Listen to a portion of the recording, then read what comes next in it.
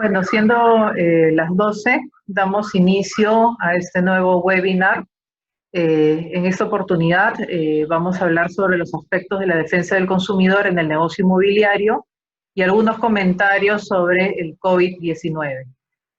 Para este webinar tenemos como moderador a nuestro socio Luis Mejía y como expositores a Javiera Paza del área inmobiliaria y a Sebastián Cortés del área de propiedad intelectual y protección al consumidor.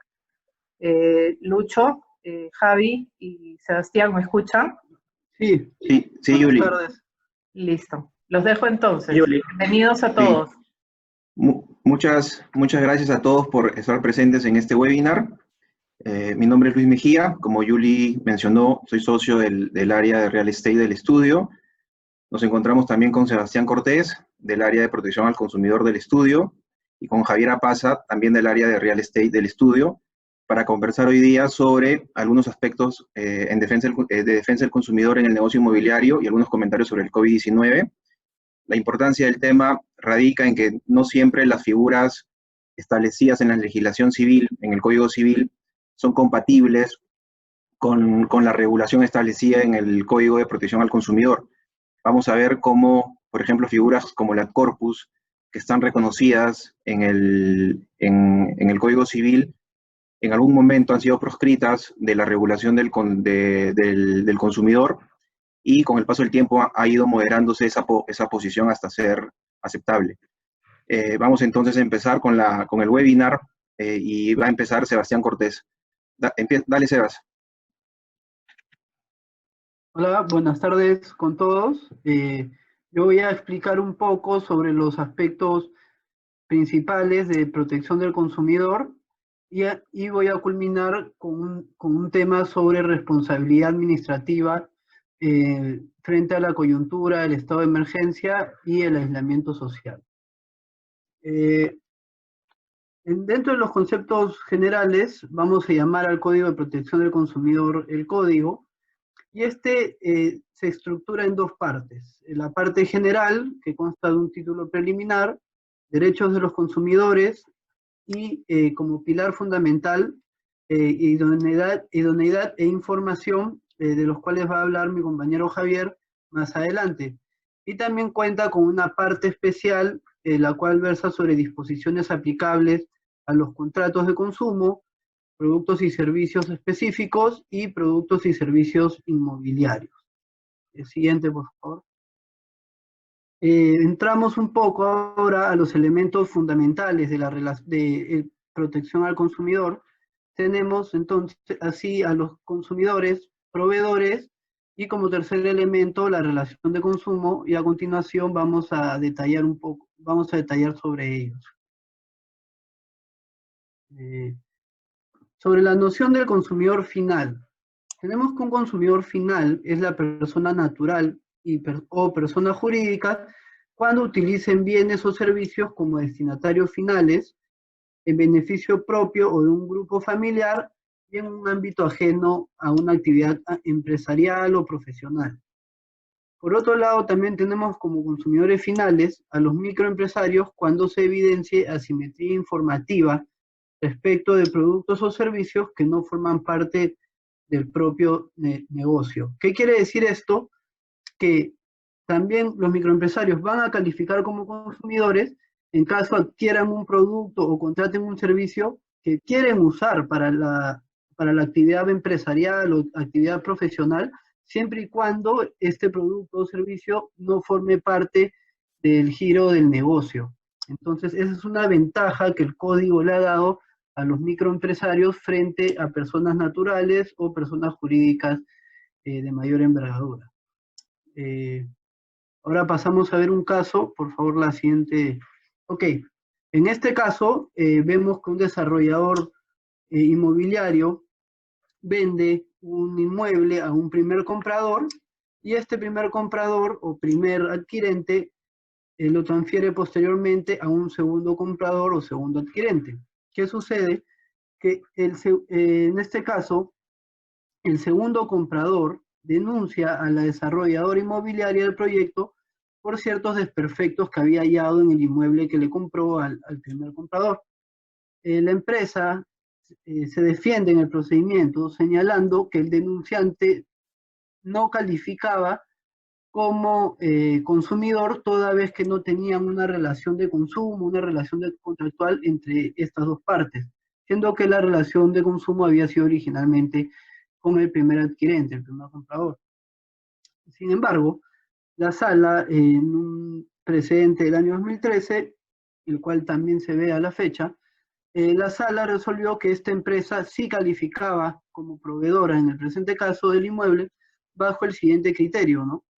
Para efectos de la aplicación de las normas de protección al consumidor, se considera consumidor no solo a la persona que adquiere el bien, sino también a quien se beneficia del uso y disfrute.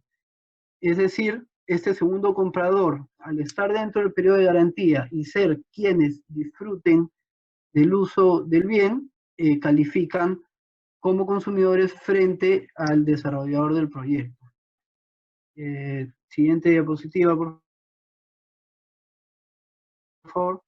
Ahora pasamos a ver la noción del proveedor. ¿Qué es un proveedor? Es aquella persona natural o jurídica que se dedica a la fabricación de productos o comercialización y a la prestación de servicios en el mercado. Cabe precisar, resaltamos, que para que existe un requisito legal fundamental para que una persona califique como proveedor, el cual es que debe realizar la actividad comercial de manera habitual. Si no hay habitualidad, entonces no puedes calificar como proveedor del producto o del servicio.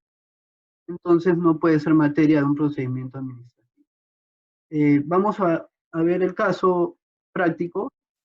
Vamos a repetir el caso anterior, en el que la desarrolladora inmobiliaria vende en un primer momento el inmueble al primer comprador y este lo vende posteriormente a un segundo adquirente. ¿Qué sucede? Cuando el segundo adquirente percibe los desperfectos del inmueble que ha adquirido, denuncia tanto al primer comprador, que es una sociedad conyugal, como al desarrollador inmobiliario, ¿no? Denuncia a ambos por los desperfectos. ¿Qué señalan la comisión y la sala? En este caso declaran improcedente la denuncia contra la sociedad conyugal, en tanto pudieron percibir de que ésta no calificaba como proveedores siempre que ellos habían realizado la venta de este departamento de forma espontánea y no se dedicaban a vender departamentos, sino que no habían estado conformes y decidieron venderlos. Entonces hicieron una venta única, por lo que no califican como proveedores. Sin embargo, por otro lado, la sala y la comisión consideraron que la inmobiliaria sí calificaba como proveedora, toda vez que fue parte de la cadena de producción de los departamentos y además era la encargada de la venta de los mismos, por lo que en este caso sí se verificaba la habitualidad. Esta es una resolución del 2013, es un criterio que se sigue manejando a la fecha. Siguiente, por favor.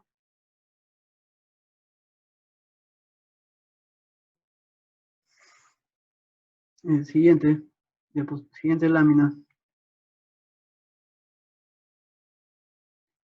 No, la anterior, ahí está. Bueno, el tercer elemento fundamental en materia de protección al consumidor es que exista una relación de consumo. Una definición tradicional de la relación de consumo te dice que es una relación por la cual un consumidor adquiere un producto o contrata un servicio a un proveedor a cambio de una contraprestación económica. Esta definición se ha ampliado, ya no es tan restrictiva, porque exigía una contraprestación económica y esto dejaba fuera a ciertos usuarios que se veían afectados en sus derechos como consumidores. Entonces, se ha ampliado en el 2016 esta definición y te dice que el Código del Consumidor protege también a los consumidores que se encuentren directa o indirectamente comprendidos por una relación de consumo o en una etapa preliminar a esta. En ese sentido, la aplicación del código no se encuentra restringida exclusivamente a los contratantes de un producto o servicio, pues una persona puede entrar en contacto con las prestaciones de la relación de consumo sin que haya tenido una relación contractual con el proveedor.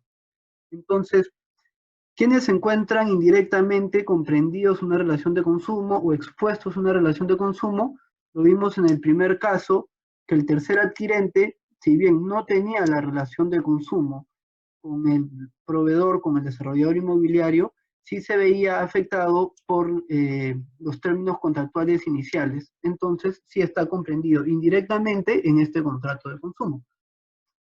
¿Y a qué nos referimos con una etapa preliminar a esta?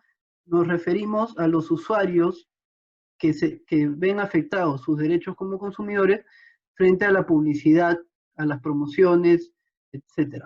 Entonces, cualquier usuario que se ve afectado por un afiche publicitario, un medio publicitario con una promoción, puede ejercer su derecho de protección al consumidor en las vías que vamos a hablar más adelante. Siguiente diapositiva, por favor. Acá tenemos un caso bastante interesante para el sector. ¿Qué sucedió? Que un desarrollador inmobiliario adquiere un terreno a un usuario, a un tercero, y como contraprestación por el terreno, le iba a entregar un departamento en el edificio que iban a construir. Una vez que se entregó el departamento y transcurrió cierto tiempo, el consumidor, el usuario, percibe bastantes desperfectos en el inmueble y decide plantear una denuncia de protección al consumidor. Ahora bien, ¿qué decidió la sala en este precedente que resaltamos bastante?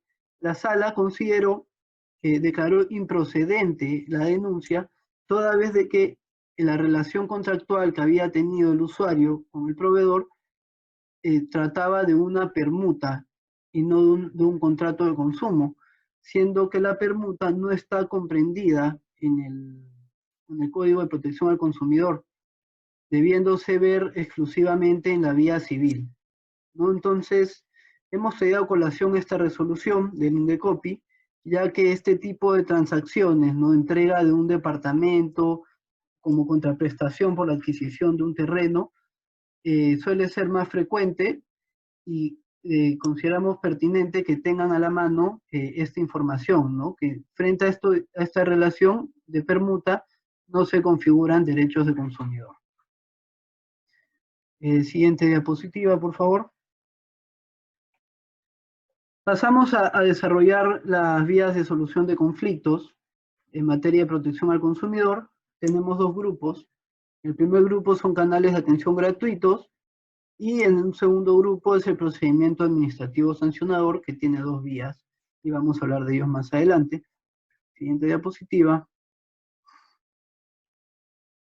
Bueno, ¿cuáles son los canales de atención gratuitos que nos brinda la legislación en materia de protección al consumidor para ejercer los derechos como consumidor? En primer momento tenemos el libro de reclamaciones, el cual es un mecanismo que le permite a los consumidores plasmar sus reclamos o sus quejas sobre ciertos desperfectos en un libro, el cual puede ser virtual, en caso la relación contractual se haya llevado por un medio virtual, una página web, o un libro físico, el cual debe estar en el establecimiento comercial con el respectivo aviso del libro de reclamaciones, ¿no? Frente a este reclamo que se plantea en el libro, los proveedores tienen la obligación de responderlo en un plazo de 30 días calendario, de lo contrario podrían ser sancionados con una multa de hasta 50 UITs. Como segundo canal de atención gratuito tenemos a la mediación y la conciliación. Esta es una opción mediante la cual los consumidores pueden presentar su reclamo ante el Servicio de Atención al Ciudadano del Indecopi, más conocido como el SAC. Esta área recibe el reclamo e invita a las partes a una audiencia de conciliación para solucionar la controversia de forma amigable, de forma célere y no tener que llegar a un procedimiento. Fuera del ámbito del servicio de atención al ciudadano, también puede llegarse a acuerdos conciliatorios o transacciones a raíz de los reclamos, ¿no? usuario, un consumidor, presenta un reclamo y posteriormente se llega a un acuerdo transaccional, un acuerdo de conciliación, y por ello pone fin a la controversia. Nosotros, siempre que se llega a un acuerdo, siempre recomendamos plasmarlo en un acta para que tener la certeza de que esto está por escrito y poder presentarlo ante alguna autoridad en caso sea necesario. No consideramos pertinente que el acuerdo quede de forma verbal porque podría traer suspicacias a futuro. Luego de la mediación y la conciliación tenemos el arbitraje de consumo, el cual es un mecanismo relativamente nuevo y que no ha tenido mucho impacto en la actualidad, pero sí es muy importante y muy interesante, ¿no? Este es un mecanismo alternativo al procedimiento administrativo sancionador. Es decir, si acudes a un arbitraje de consumo, ya no podrías acudir posteriormente a un procedimiento sancionador que verse sobre la misma materia y los mismos hechos. Bueno, este arbitraje, este mecanismo consiste en acudir a un arbitraje entre el consumidor y el proveedor a efectos de obtener un laudo que ponga fin a la controversia. ¿Cuáles son las características de este procedimiento? Tiene un plazo máximo de 45 días hábiles, por lo que es un procedimiento célere. Es voluntario. ¿Esto qué quiere decir? Que primero el proveedor debe estar inscrito en la lista de proveedores de árbitros de consumo y una vez que esté inscrito, el consumidor puede optar por acudir al arbitraje o acudir al procedimiento administrativo sancionador. Tiene ambas vías. El laudo que se emite es vinculante, es decir, genera efectos para ambas partes y pone fin a la controversia. Es confidencial y otorga indemnizaciones, lo cual resulta bastante ventajoso frente a un procedimiento administrativo sancionador. ¿Por qué? Porque en los procedimientos administrativos sancionadores no se puede requerir indemnizaciones y la administración tampoco puede otorgarlas. Siendo que si te ves afectado y quieres solicitar una indemnización, tendrías que recurrir a la vía civil, lo cual es un procedimiento que es más engorroso y demora bastante más. En cambio, en el arbitraje de consumo, los árbitros sí están facultados para otorgar indemnización. Siguiente lámina. Bueno, como en el otro grupo de mecanismos de solución de conflictos, tenemos el procedimiento administrativo sancionado. Este procedimiento se origina con una denuncia de parte o de oficio.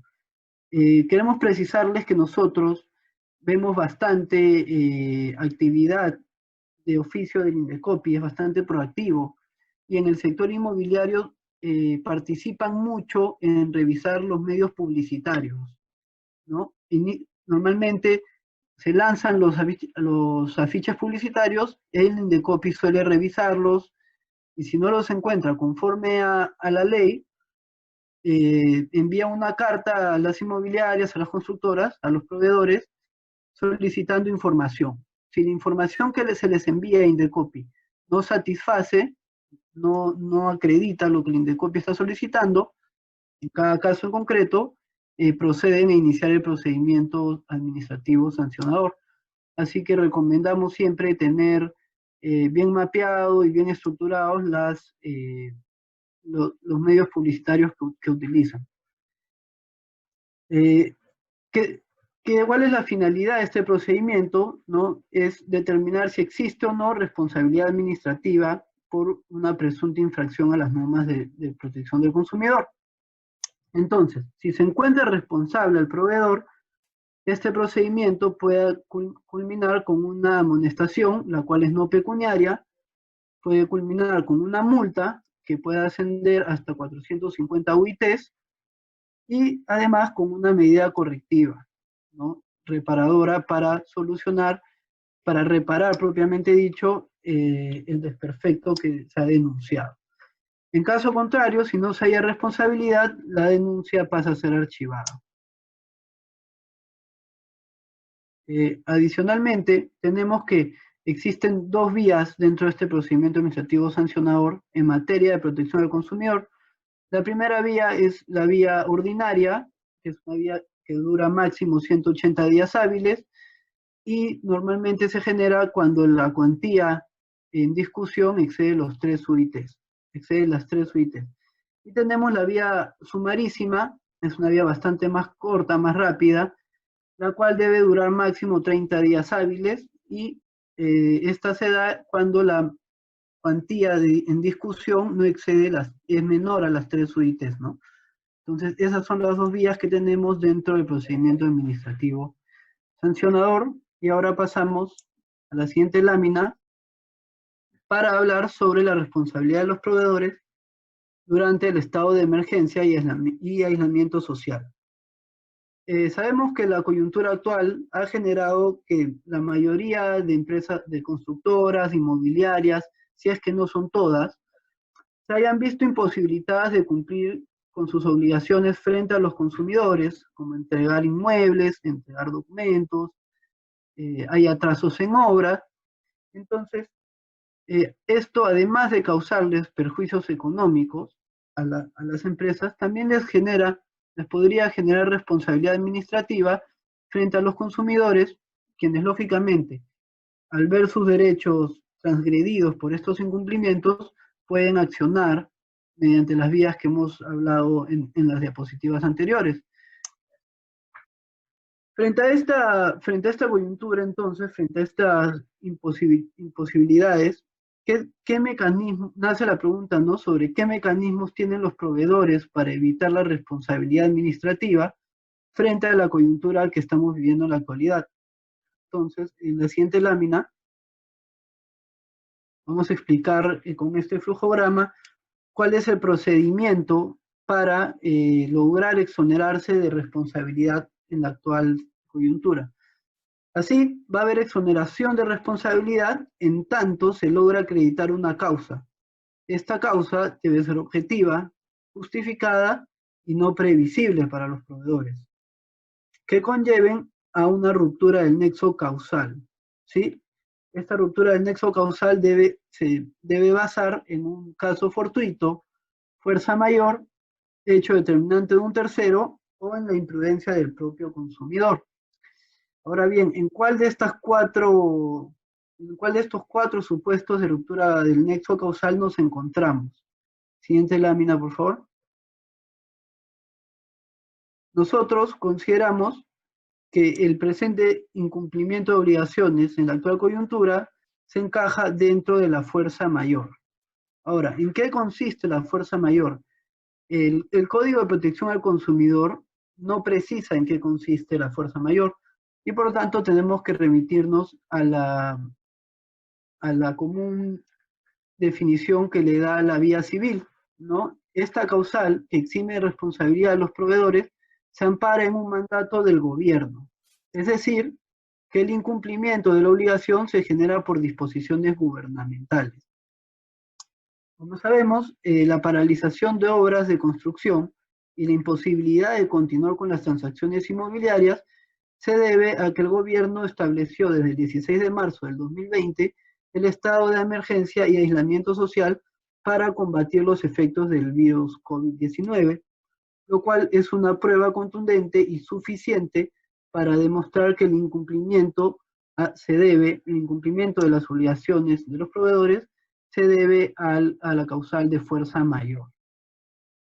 Bueno, con estas precisiones sobre responsabilidad, culmino mi presentación y le doy pase a Javier para que continúe con la exposición. Muchas gracias por la atención y quedamos atentos a sus preguntas. Gracias. Gracias, Sebastián. Gracias, Sebastián. Gracias, Lucho. Bueno, en esta segunda parte de la exposición voy a exponer 4 puntos importantes. El primero, que es la delimitación de la responsabilidad del proveedor inmobiliario, que se define en 2 aspectos, en el deber de información y en idoneidad. También expondré lo que es las denominadas cláusulas abusivas y cómo hay algunas resoluciones de COPI que la regula. También expondré lo que son la famosa cláusula ad corpus, que es muy común en las empresas inmobiliarias. Y por último vamos a comentar cuáles son los efectos que ha provocado COVID en el rubro inmobiliario. Básicamente, como ustedes pueden ver en la diapositiva y como parte de la exposición, la responsabilidad del proveedor inmobiliario tiene dos rubros muy importantes y bien marcados. El primero, que es el deber de información e idoneidad. Siguiente diapositiva, por favor, Yuli. En cuanto al deber de información, este se encuentra regulado en el artículo 2 del Código hacia adelante, y el deber de información comprende brindar información relevante que permita tomar la decisión de consumo al consumidor una decisión adecuada. Esa información debe ser una mínima que se debe entregar en el proceso de compra, y también comprende los documentos que al final se tienen que entregar al consumidor. También el deber de información implica la prohibición de dar información falsa al consumidor, la obligación de brindar la información exacta sobre la integridad del precio, la exhibición de la lista de precios y de los precios de los productos que se ofrece, y sobre todo informar al cliente sobre el precio que se da en moneda extranjera y su equivalente en moneda nacional. Entonces, luego de lo señalado, ¿qué se entiende por información relevante? Si todo lo mencionado anteriormente es información en general. La información relevante es aquella información sin la cual el consumidor no hubiera tomado la decisión de consumo, y es aquella información sin la cual la decisión de consumo hubiera sido totalmente diferente, en términos distintos. Eso es lo que se denomina información relevante. Siguiente diapositiva, por favor, Yuli. Perfecto. Entonces, dentro del deber de información, como ya habíamos mencionado, existe algo que se denomina la información sobre el precio.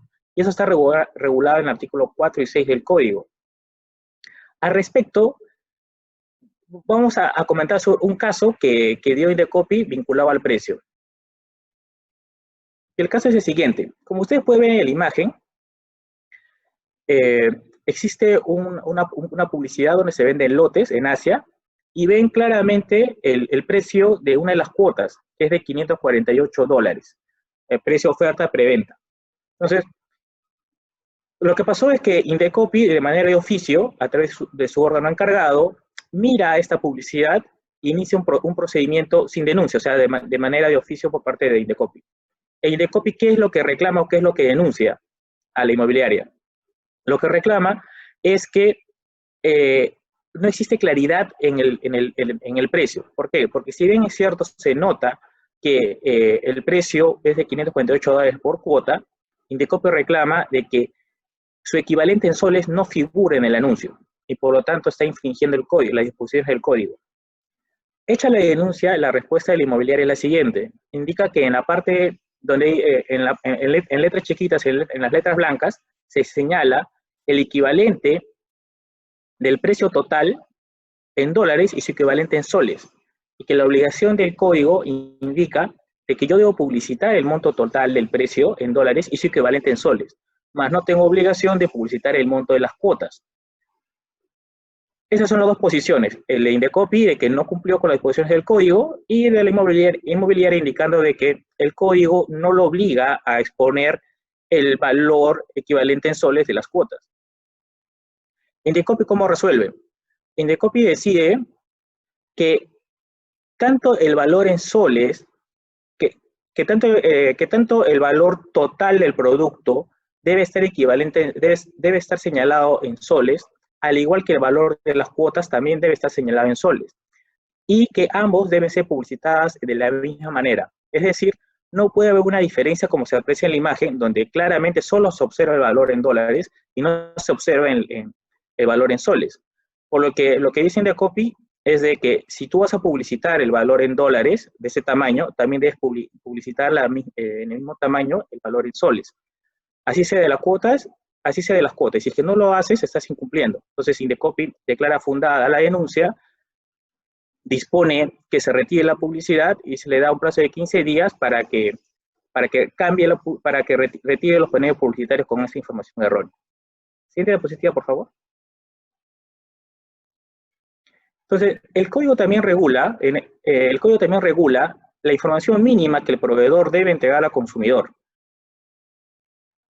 Es así que podemos ver que respecto de que existe una obligación de una información mínima que debe entregar el proveedor y una información mínima que se debe entregar respecto del inmueble. Así, por ejemplo, podemos ver en la diapositiva que el proveedor como mínimo debe entregar al consumidor su identificación, sus teléfonos de contacto o sus antecedentes, y respecto del inmueble, la dirección del inmueble, sus características y si tiene condición de sismo resistente. Asimismo, dentro de esa obligación de información, también se regula en el código una información mínima que debe estar en el contrato, que se encuentra en el artículo 78.1 hacia adelante, que es básicamente la identificación de las partes, la identificación de los inmuebles, la identificación de la partida registral, el porcentaje del área común, el precio de venta, la forma de pago, los plazos, los supuestos en los cuales se aplican penalidades, entre otros. Siguiente diapositiva, por favor. Perfecto. Entonces, otro de los derechos que tiene el consumidor es que una vez suscrito el contrato de compra-venta, debe recibir los documentos diferenciando los documentos que va a recibir si se trata de bienes futuros o de bienes ya terminados, y si se trata de lotes o si se trata de edificaciones. Así, por ejemplo, como podemos ver en la diapositiva, en caso que se tratara de bienes futuros y se trata de lotes, los documentos que se deben entregar al consumidor son la resolución de aprobación, el plano de lotización, el plano de lote con la indicación de área y medida, ¿no? Y si se trata de edificaciones, pero bienes futuros, la aprobación del anteproyecto, el plano de distribución y las características aplicables. Y por último, si se trata de bienes terminados, tenemos que se deben entregar los lotes. O sea, si se trata de bienes terminados, ya es indiferente si se trata de lotes o de edificaciones, se debe entregar copia de la partida registral, planos de la instalación de los servicios y planos de la instalación de los servicios de las áreas comunes. Siguiente diapositiva, por favor. Perfecto. En esa exposición vamos en lo que se refiere a casos, vamos a mencionar vamos a desarrollar los casos que son los lineamientos dados por Indecopi. ¿Qué son los lineamientos? Son las líneas jurisprudenciales, se puede decir, del Tribunal Administrativo de Indecopi, en el cual marca una pauta en cómo va a ser sus decisiones a futuro sobre casos similares a cada uno de sus lineamientos que se exponen, ¿no? Por ejemplo, en el caso de deber información, uno de los lineamientos que ha dado Indecopi es el siguiente y que puede ver en pantalla, y que consiste en lo siguiente. Si el proveedor en el contrato se obligó a dar algunos documentos, esa obligación no se encuentra, no puedes cambiar esa obligación y dar documentos que aunque sirvan para la inscripción de derecho de propiedad del propietario, no sean los que tú te has obligado a entregar. Así, por ejemplo, este criterio de Indecopi se basa en un caso, y se trata de un caso en Cusco, de una pareja de esposos adquiere unos departamentos, y en el contrato se estableció que, entre otras obligaciones, la inmobiliaria entregaría un certificado de garantía estructural, los planos de instalaciones eléctricas, agua, desagüe y otros. Esa fue la denuncia. En el proceso, la inmobiliaria presentó sus descargos manifestando que los inmuebles habían sido entregados en buen estado, no presentaban defectos y entregó todos los documentos necesarios y exigidos por el código. Es decir, si yo me comprometí a entregarte tales documentos, pero aunque no te los entregué, yo ya te di todos los documentos que exige el código y que ya hemos visto antes, así que por lo tanto no me podrían sancionar porque yo cumplí con lo que me exigía el código. Entonces, en esa postura, el Indecopi, ¿cómo resuelve? El Indecopi declara fundada la denuncia y ordenó que en calidad de medida correctiva, la inmobiliaria entregara en un plazo de 5 días los documentos ya comprometidos. ¿Qué quiere decir? De que independientemente de los documentos que te pide el código, si tú te obligas a entregar documentos en tu contrato, debes cumplirlos. Y que esa responsabilidad no se encuentre exonerada por haber entregado los documentos que te exige el código. Tienes que cumplir con lo que tú has pactado en el contrato. Y adicionalmente lo multó con el pago de 5 ITs, más cosas y costos. Siguiente diapositiva, por favor. Como habíamos comentado al principio, la responsabilidad del proveedor tiene dos aspectos, el deber de información y idoneidad. Ya hemos terminado lo que es el deber de información, así que vamos a hablar lo que es el deber de idoneidad, que se regula en el artículo 18 del Código hacia adelante.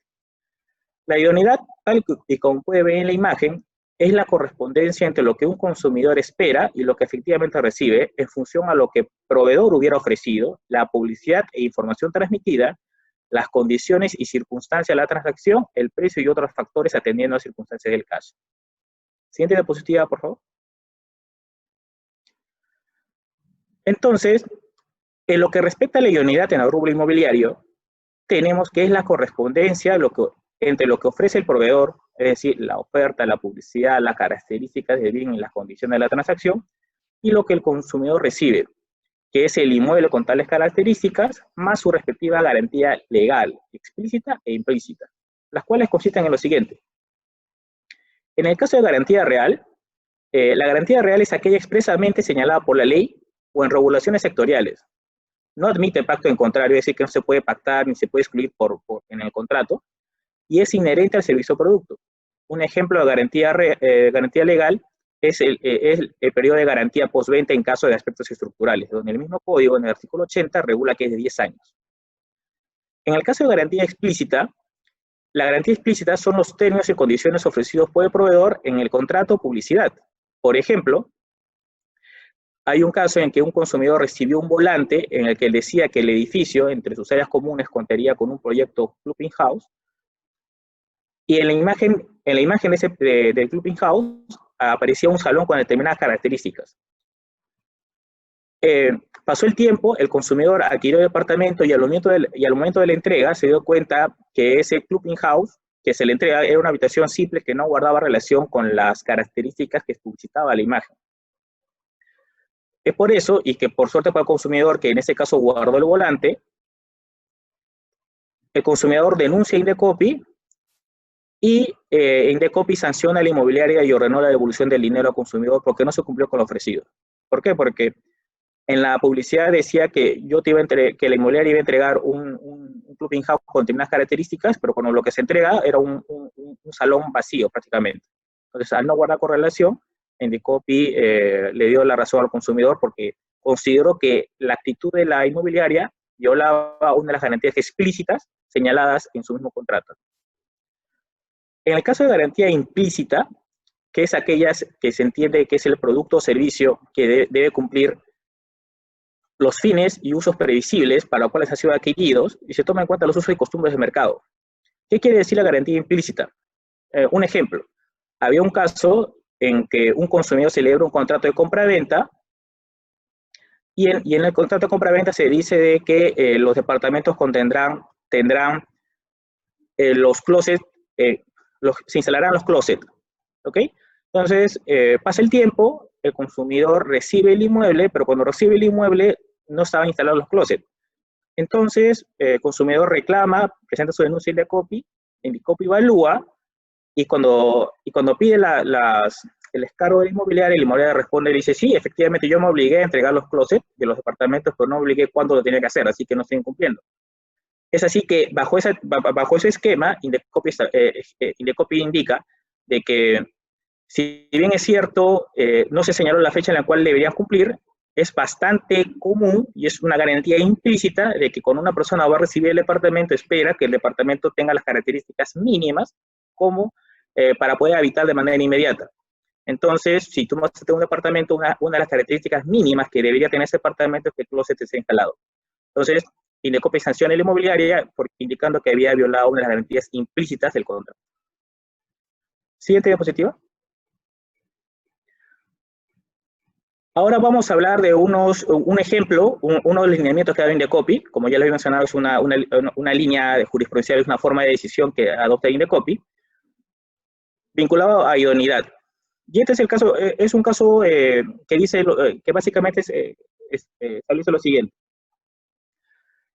Este lineamiento dice que la exigencia de cierto nivel de diligencia a los consumidores no libera a los proveedores de cumplir con su obligación que han asumido en el contrato. ¿Ya? ¿Y en qué consiste? ¿Qué es lo que dio sustento a esta resolución? Sucede que en Lima una persona compra un departamento, pero luego denuncia a la inmobiliaria. ¿Por qué? Porque la puerta de acceso al estacionamiento no cumplía con el diseño ofertado mediante su publicidad. Y como ustedes pueden ver en la imagen izquierda se ve el diseño originario que se publicitaba, y se puede ver que el estacionamiento tenía puertas, el estacionamiento tenía unas puertas enrejadas de manera horizontal. Pero como se puede ver en la imagen derecha, el estacionamiento entregado, el estacionamiento que existe es uno de madera cerrado totalmente. Entonces, el consumidor presenta su reclamo, Indecopy evalúa, mira las pruebas, pide la respuesta de la inmobiliaria, y la inmobiliaria lo que responde es que entregaron adecuadamente el apartamento y se le entregó asimismo una memoria descriptiva indicando el por qué se puso ese tipo de puertas. Obviamente, la respuesta de la inmobiliaria no convenció a Indecopy, y Indecopy decidió resolver fundada la denuncia. Le ordenó a la inmobiliaria que en 2 meses contados desde el día siguiente de notificada resolución modifique la puerta de ingreso de estacionamiento, ¿no? Así que la cambie. Y la multó con una multa de una OIT. Entonces, básicamente, este lineamiento lo que establece es de que si tú te obligas a cumplir algo, debes ejecutarlo, y que no te puedes excusar en la falta de diligencia o en la falta de diligencia por parte del consumidor. ¿Siente la positiva? Entonces, ya hemos terminado lo que se refiere a los 2 elementos principales de la responsabilidad del proveedor, que es el deber de idoneidad y el deber de información. Ahora vamos a hablar de 2 temas distintos, que son las cláusulas abusivas y lo que es las cláusulas ad corpus. En cuanto a las cláusulas abusivas, debemos tener en cuenta que son aquellas estipulaciones contempladas en los contratos de adhesión y en las cláusulas generales de contratación que no son aprobadas administrativamente, que tampoco son negociadas individualmente y que son contrarias a la buena fe, y que sobre todo colocan al consumidor en una situación de desventaja o desigualdad. Los tipos de cláusula abusiva pueden ser cláusulas abusivas de ineficacia absoluta, es decir, que se consideran por no opuestas y que están reguladas en el artículo 50 del Código, y son, por ejemplo, las que limitan la responsabilidad del proveedor o de sus dependientes por dolo o culpa. Y otro tipo de cláusulas abusivas son aquellas de ineficacia relativa, que se encuentran reguladas en el artículo 51 del Código, y son, por ejemplo, las que pongan obstáculos onerosos al consumidor para el ejercicio de sus derechos, o que permitan al proveedor cambiar unilateralmente, en perjuicio del consumidor, el tipo de moneda en la cual fue el tipo de moneda pactada en el contrato. Independientemente de ello, independientemente de cómo está regulado en el código, debemos saber que existe una especie de test para saber si es que una cláusula es o no es abusiva. Y ese test tiene 2 aspectos. Y el primero es que no haya existido negociación respecto de la cláusula presuntamente abusiva y que exista una desproporción injustificada entre los beneficios y riesgos y costos asumidos por las partes en perjuicio del consumidor. Bajo esa línea y bajo esa noción de test, vamos a ver un caso, un lineamiento establecido por Indecopy respecto a cláusula abusiva. ¿Siguiente diapositiva? Perfecto. El lineamiento que establece Indecopy es el siguiente. Indecopy dice de que se considera abusivo si es que en un contrato en el cual, por diversos motivos, se tiene que devolver el dinero al consumidor, no se establezca una fecha cierta de cuándo se producirá esa devolución. Y por el contrario, se establezcan ideas inciertas o indeterminadas que vayan en perjuicio del consumidor. ¿Qué es lo que dio origen a este caso? Es un caso que sucedió en Lima. Un ciudadano desea adquirir un departamento vía financiamiento bancario, firma el contrato, pero el crédito hipotecario solicitado no pudo ser viabilizado, motivo por el cual, ante la imposibilidad de cumplir con el pago del precio de venta, requirió a la inmobiliaria que le indicara cuáles serían los montos a aplicarse por concepto de penalidades. Es decir, el consumidor no accede al crédito hipotecario y dice inmobiliaria, perfecto, resolvamos el contrato, ¿cuál van a ser las penalidades y cuánto me tienes que devolver? Entonces, la inmobiliaria lo que hace, le responde indicándole de que se tienen que hacer algunos gastos adicionales, a lo cual el consumidor se opuso, y sobre todo indicó que el dinero de devolución sería entregado una vez que se hayan vendido los inmuebles en materia del contrato. Entonces, eso es el motivo principal por el cual el consumidor acude a Indecopy.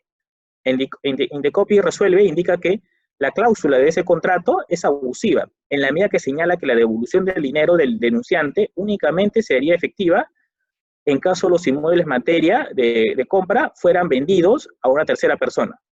Entonces, no se podría, o sea, no se puede considerar una cláusula que le dé incertidumbre al consumidor, porque esperar que se vendan los inmuebles puede ser una semana o puede ser un año, 2, 3 años, no se sabe. Entonces, Indecopi dice de que ese tipo de cláusulas son abusivas. Lo que sucede en la práctica es, algunos clientes lo que suelen hacer es poner, jugar a las dos opciones. Por ejemplo, indicar de que producida la resolución del contrato, el dinero será devuelto dentro de un plazo de 4 meses, o una vez vendida los inmuebles, materia de compra, lo que suceda primero. De esa manera, creemos de que no habría un incumplimiento a las disposiciones de Indecopi y se cumpliría con el fin que Indecopi solicita para que el usuario tenga sea previsible cuándo se le puede entregar su dinero. ¿Siguiente diapositiva? Ahora vamos a hablar de la compra-venta ad corpus. Es una cláusula de los contratos inmobiliarios bastante común.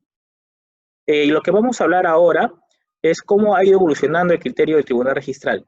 Primero, debemos tener en claro de que la cláusula ad corpus es una cláusula puramente civil y que indica que si es que entre un bien inmueble que se compra y un bien inmueble, entre las áreas señaladas en el contrato de compra-venta de un inmueble y las áreas que tiene efectivamente el inmueble, puede haber una tolerancia de 10% siempre y cuando se pacte. Entonces, esa tolerancia de 10% genera un choque entre la concepción del Indecopi sobre el deber de idoneidad. Es decir, entre lo que tú me dices que me vas a entregar y lo que efectivamente me entregas.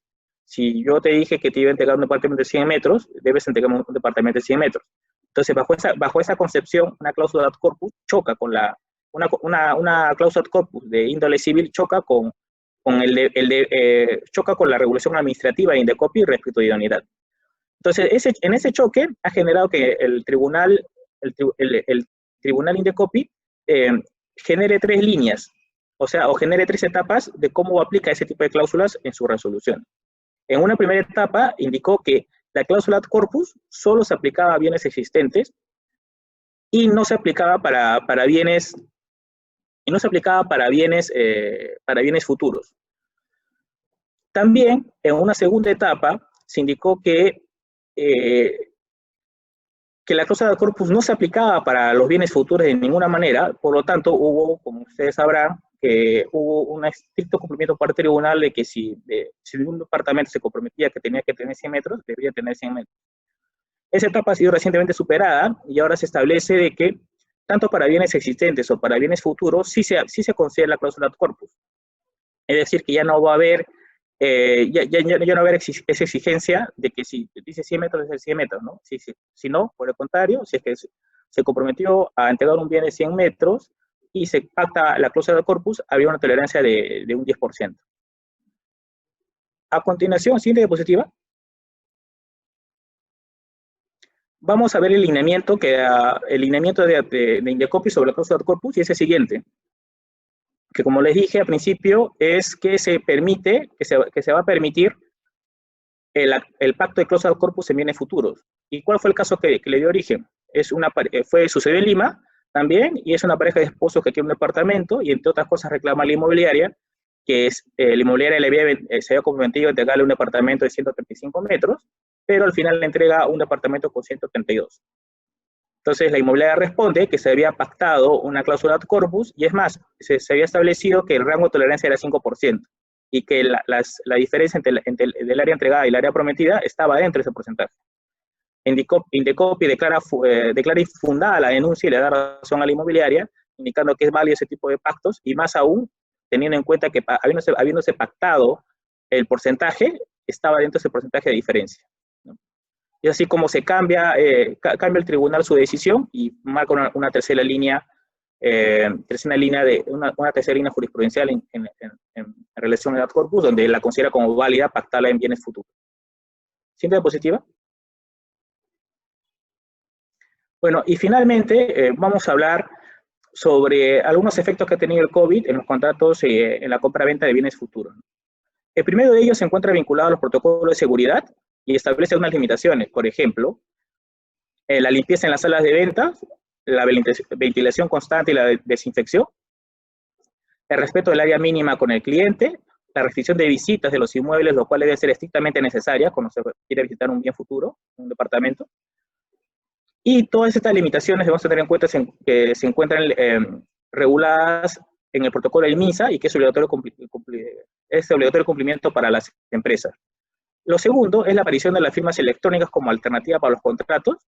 Esta circunstancia hizo que tomara fuerza una ley antigua, pero era un poco usada, que es la ley de firmas electrónicas del año 2000. Básicamente esa ley establece que existen dos tipos de firmas reconocidas en el país. Una es la firma electrónica, que viene a ser el género y contempla cualquier manifestación de voluntad dada por medios electrónicos, ya sea reconocimiento facial, entre otros. Y la firma digital, que es la especie de la firma electrónica y que brinda mayor seguridad, pero para aplicarla se requiere obtener un certificado emitido por una empresa registrada en Indecopy. Y a través de una plataforma, una especie de Adobe Premiere de RENIEC o de OMPE, cargas el archivo y puedes firmar digitalmente a través de esa plataforma, o a través de una plataforma que te puede dar el mismo certificador. Ambas son legalmente válidas y permite la contratación a distancia, pero no se puede alegar que la firma electrónica es más sencilla que la firma digital, porque la firma digital requiere que ambas partes, en especial el consumidor, haga un registro previo, y eso a veces puede demorar tiempo y puede ser complicado para el consumidor. En cuanto a la entrega de departamentos, el COVID ha generado que las inmobiliarias celebren un sinfín de adendas para prorrogar el plazo de entrega de los departamentos, hecho que está amparado jurídicamente, puesto que existe un evento de fuerza mayor, ¿no?, que impedía cumplir con los plazos inicialmente pactados. Finalmente, no debemos olvidar que por más que estemos en un estado de emergencia, el deber de información se mantiene, por lo que si el cliente tiene que registrar un correo electrónico, el estado de emergencia no justifica a la inmobiliaria si no responde a los correos de los clientes o no entrega la información solicitada. El no hacerlo, si es que no lo hace, implica que podría ser denunciado y es muy posible que Indecopy lo sancione, porque el enviar un correo electrónico se puede hacer remotamente y esta circunstancia de emergencia no impide que lo haga. Bueno, esa es toda la exposición. Espero que les haya sido de su agrado. Quedamos atentos a cualquiera de sus comentarios. Nosotros en un mail posterior enviaremos la diapositiva que hemos expuesto. Además, algunas consultas que nos han hecho vía interno también serán respondidas por correo electrónico. Y también en ese correo también le enviaremos la presentación realizada. Bueno, eso es todo. Muchas gracias por su tiempo y hasta luego. Nos vemos pronto.